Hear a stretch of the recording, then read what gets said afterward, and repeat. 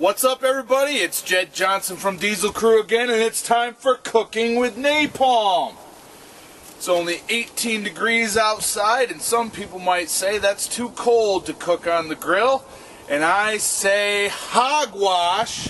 It's never too cold to cook on the grill if you want to get big and strong. I just threw some of the last chicken breasts that I had thawed out. Just went and got a big 40-pound pile of new stuff that I need to throw into the freezer. And while I'm cooking this up, I thought I'd go ahead and answer some questions from all of you. That most of these have actually come right here on the YouTube channel. Now, before I do that, I want to make a couple of announcements. I've got a new post at dieselcrew.com. If you want to pick up a diesel hoodie, they are up for pre-order right now, so check that out in the link below. Also, I've got a new product coming out this week. It's called Grip Training for Mixed Martial Arts Athletes, MMA athletes. So if that is something that you do, if that's what you're watching the channel for grip tips in order to strengthen your hands for mixed martial arts, Muay Thai, Jiu-Jitsu, things along these lines, it's exactly what you want.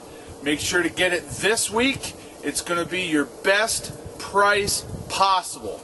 That's going to be up at dieselcrew.com as well. Alright, now let's get into these questions.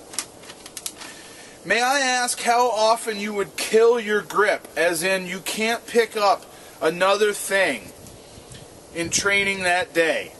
Well, I do main grip stuff as accessory work at the end of the more complex lifts and movements.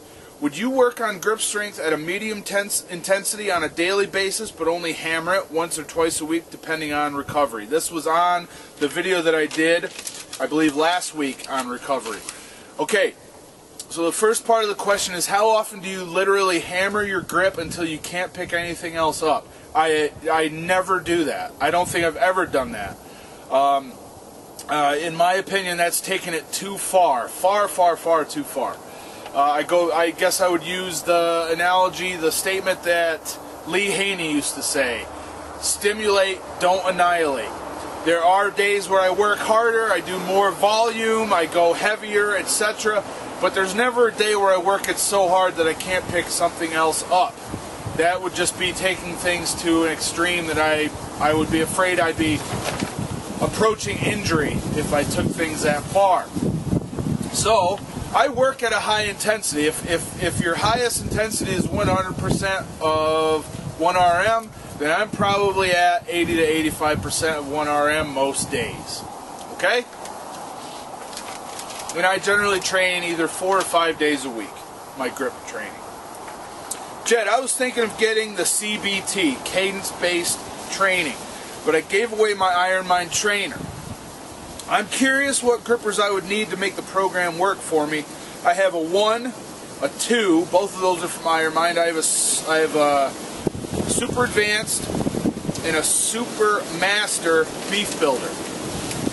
Those grippers are a pretty good gripper. It really depends on what your goal is. I would need to know that. So, judging by those grippers, I would say probably the hardest gripper to close out of those is the Super Master. That's going to rate in the 130s, probably. Maybe slightly lower. High 120s, maybe. The number 2 is going to be about a 110, 115. Hopefully you can hear me with all this wind. Like I said, it's a crazy cold day. But those grippers are all fairly close together. And the CBT gripper training program, cadence-based training, is all based on percentages, and you're going to want to have grippers that are fairly close together. So those might do pretty well for you. Just depends on what your goal gripper is. Now, if you can close all of those grippers, you're probably going to want to get the next gripper up. And for that group of grippers that you have, Doug, probably the next gripper up is going to either be a 2.5 from Iron Mind or a Grandmaster from Tedding Beef Builder. Next question. Jed, how does this is about cadence-based training as well. I get a lot of questions about that program. how does this program fit in if I'm already going to the gym 3 to 4 days a week? Also, I'm already training grip, pinching, hex holds, etc. 1 day a week. So where would that fit in with that training? I think it'll fit in very well. Grippers, for me at least, generally doesn't get affected by pinch grip training unless I do the pinch grip training immediately before the gripper work. So if you're doing the gripper work on different days, you should be okay. You could pair your gripper training work up in one of the days that you go to the gym and maybe where you work lower body and work that in between sets. That might work really well for you. If you're doing pinch grip training 1 day a week, no problem at all adding another day a week, I'd say, for grippers. The CBT program is based on 2 days a week of training, so at most you would have 3 days of grip work if you picked up CBT and implemented it right away. I don't think there's any reason to cut out all of your pinch grip training at all. Things are looking good here.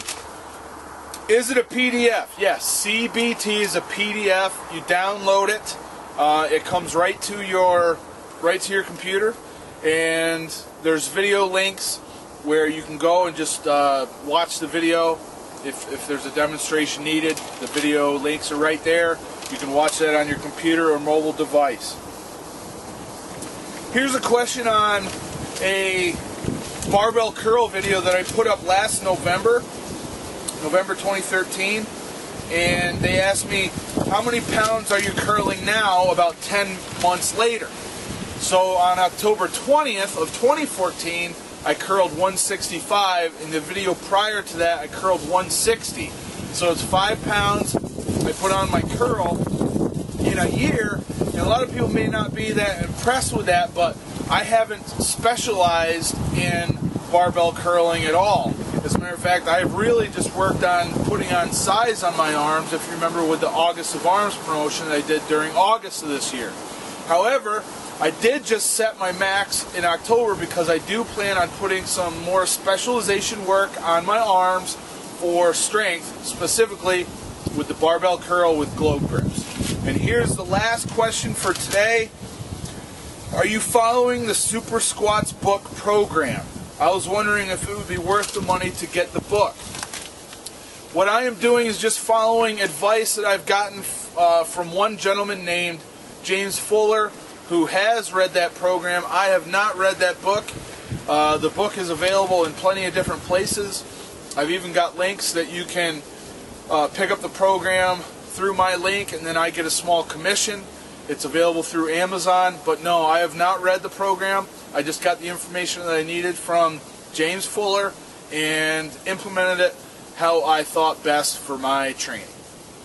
Alright, thanks everybody for your questions. Someone asked where they should add questions. Just add them on any of my videos and I will get them. And then every time that I cook out here with Cooking with Napalm, I just pull up 5 or 6 questions of the most recent ones and I answer them. Alright? So go ahead and just leave them here on this video or any other video and I will get them. Thanks a lot. All the best in your training. This has been Cooking with Napalm. Make sure to subscribe and don't forget to check out the link on dieselcrew.com for the hoodies and the upcoming program release that I've got coming, grip training for MMA athletes. All the best. Take care.